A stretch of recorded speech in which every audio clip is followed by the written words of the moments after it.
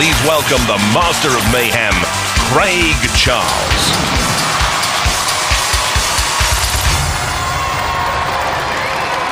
Right then, you lot, you've been good all week. You've worked hard. You've been good to your granny. So get ready for your reward, because it's time to go ballistic. Time to take no prisoners. Are you ready to rock the war zone? Yes, the fun starts here. Jonathan, who's fighting this week, mate? Thanks, Craig, for setting a suitable tone for tonight's proceedings. Let's see how they line up for round one. First up, the return of previous semi-finalist Splinter against the Venom of Viper 01. Next, will newcomers prove tip-top opponents for the experienced bigger brother? Tetanus sounds very unpleasant. Onslaught will try to avoid the jab. And finally, previous grand finalist 3 Stakes to Heaven against 11.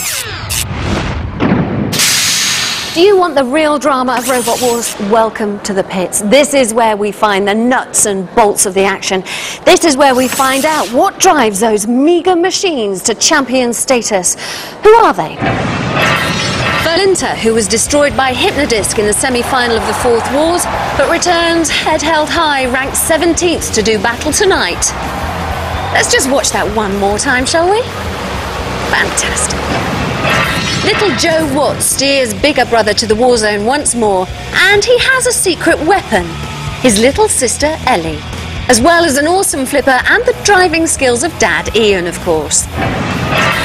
And finally, ranked 8th comes 3 Stakes to Heaven. A convincing performance last year has earned them a high ranking, but they've returned with a new robot. I didn't see much wrong with the old one myself. And we've got a walking robot the size of a double bed.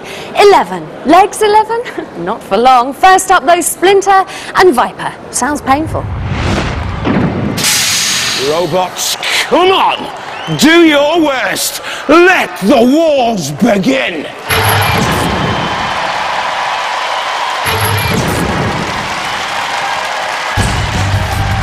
From Thorpe Marriott, Splinter.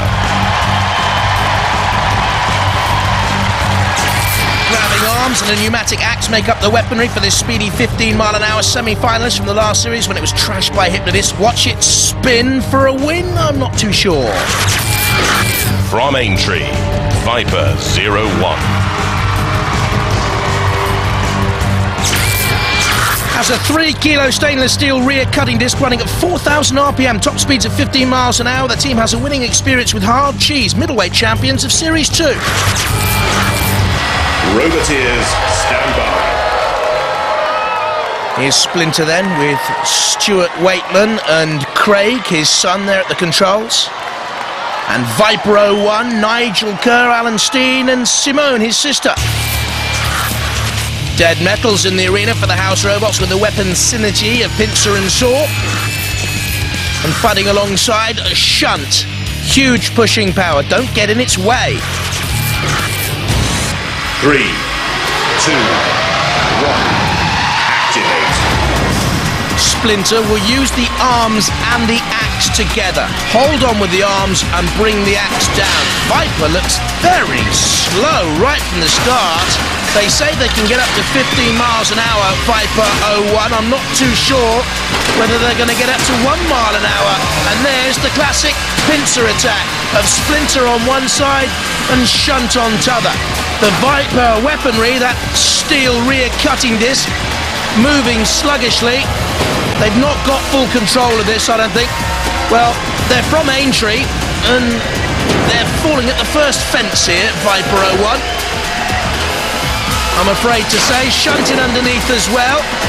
Very low ground clearance for Viper 01. The mean green machine. Really mean at all, is it? Now, are they finally going to be bumped into gear? I don't think so. Splinter signals the pit release. And the one-time middleweight champions of Series 2, when they had Hard Cheese in the arena, are about to go out here. Viper 01 into the CPZ, the corner patrol zone. In comes Shunt with the axe, diamond edge. It never got going. Never got going, did it? And the Viper has slithered on its belly to defeat. Love the uniforms. Nothing to do with Robot Wars. I just love the uniforms. The clock is ticking down. It'll go to the judges because technically the Viper is still moving.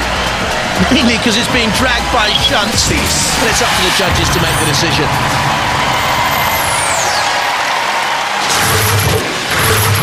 Well, the highlights few and far between, but that was a good progressive attack by Splinter onto Shunt so that he could get the pincer attack on Viper. At that stage, the weaponry was just about moving, but there was no venom from Viper at all, really, and Splinter must get it. Well, the judges have made the decision. Don't look so nervous. Don't look so nervous. The judges have gone for Splinter! Sorry, guys. You took quite a bit of damage there. And we're from your hometown. I know. I can't be biased. Talk us through that battle. Well, basically, as soon as I moved it out the doors down there, I knew it was going to be no good because I turned the current limiter down at the weekend, and it should do about 15 miles an hour.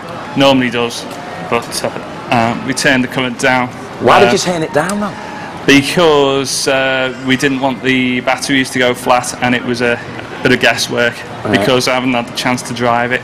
Is that your first sort of time out? First time it's been in a battle. Yeah. Well, the armour plating on it's fairly solid, isn't it? Because Splinter couldn't get his axe through yet, and Shunt hardly made an impression either. Yeah, I'm quite pleased with it, really. It's just the drive. Ladies and gentlemen, let's hear it for Viper! How do you think it went for you? I thought it was okay. The axe was on low power because we didn't want to have not as many goes. So yeah, your robot was quite slow as well, didn't you think? We were driving around slow, so we didn't end up going right up on the top of his scoop. You ranked 17. Yeah. So you can justify that? You can go far?